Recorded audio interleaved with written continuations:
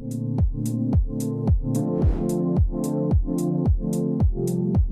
guys, Thunder E here, and yes, welcome to my gaming review of the Sony Xperia 1 Mark II. I know Sony likes to name the device in funky ways.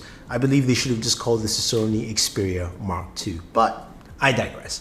Well, the Xperia 1 Mark II is a unique device. It comes in with a 21:9 aspect ratio, which I actually feels really comfortable to hold.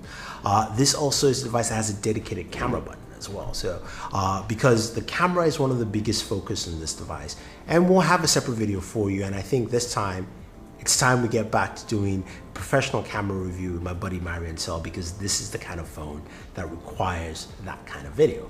But that being said though, as I mentioned, a dedicated camera button. It's got a lot of features that also lend to gaming as well. You've got stereo speakers built in, you've got Dolby Atmos as well, and you've got a display resolution is 3840 by 1644. So, you know, they claim it's a 4K display, but it's got a high resolution either way.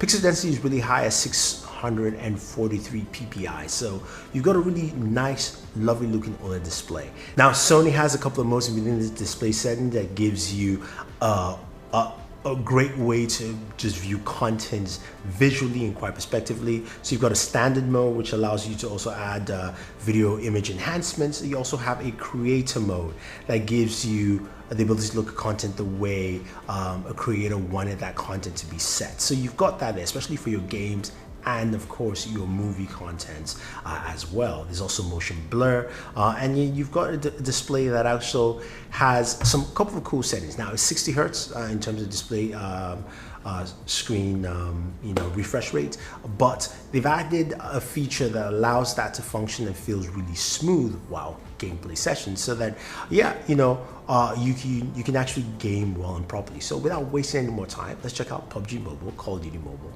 and of course some Fortnite.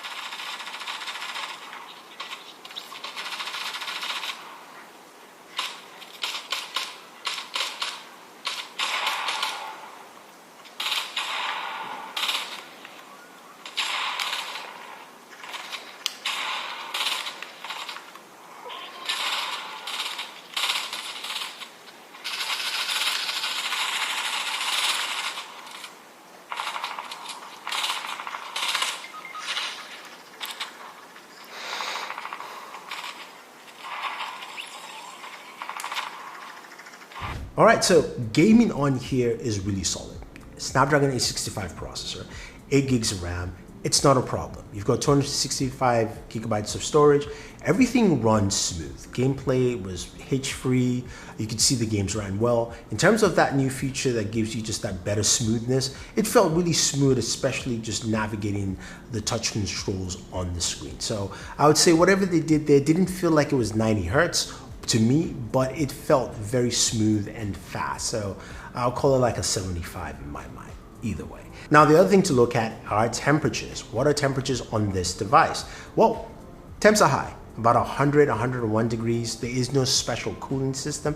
The one thing I'll say is heat is dissipated quite well. So when you're holding it, it doesn't feel as hot as that temperature reading is there on the device. So again, although the temperatures are much higher, I say it actually felt much better because heat was dissipated quite well around the device. Now, the other thing to note is that this device comes in with fast charging at 21 watts, wireless charging at 11 watts, but it's got a really cool feature that you will find within your game center or the game enhancements. So when you go into a game, and we open up a game right here, let's say for instance, we're going to open up, say, Call of Duty Mobile. We pull down our game center, which has like a drop-down menu, and you've got a couple of things in there. You've got, you can change your menu type into a bar or a circle, like a PlayStation button, focus settings to turn off, of course, notifications, navigation bar, and things like that. You've also got a search, screenshot, and record options, record up to 1080p of your display. But you've got a game mode. Now, the game mode allows you to set it to performance preferred, balance, or battery life preferred to increase the battery life. And mind you, you've got a 4,000 milliamp battery, and I'll say this battery has been great for gaming. So one thing gamers will like is the HS power control. Now, what this does, it doesn't charge the battery when you're connected. So we actually have this mode on. You plug in USB Type-C cable to charge your device.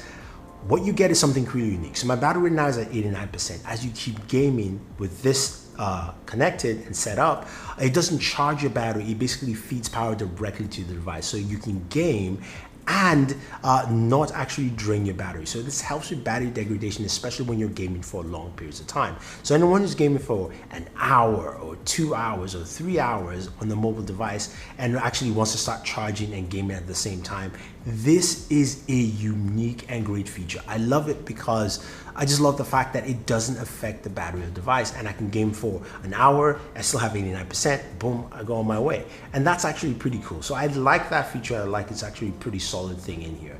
Now, as gamers, you know, this is a PlayStation device. They just announced the PlayStation 5.